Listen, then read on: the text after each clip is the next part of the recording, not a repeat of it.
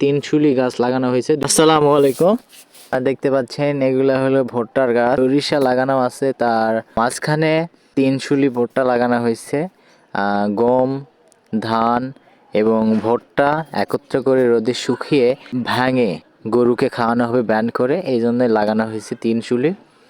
দেখতে পাচ্ছেন এগুলা ভুট্টা আমরা ঘাস নিড়ায়ে সার ফসফেট দিয়ে সেগুলো ছিটাইছি। এখন শুলি করব।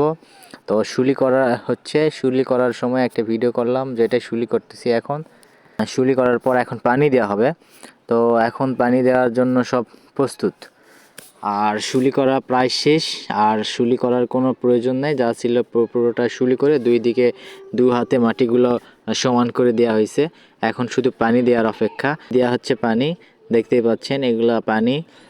পানি দিয়ে একেবারে পুরোটা গাছ, মানে শুলি পুরোটা গাছের যেই ভুট্টার গাছের যে শুলিগুলো আছে, পুরোটা শুলি একেবারে পানি দিয়ে পরিপূর্ণ করে দিতে হবে।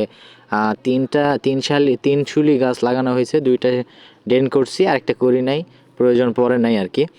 তো দেখতে পাচ্ছেন, আর দোয়া করবেন গাছগুলো যেন ভালো হয়, ভালো ফল ধরে।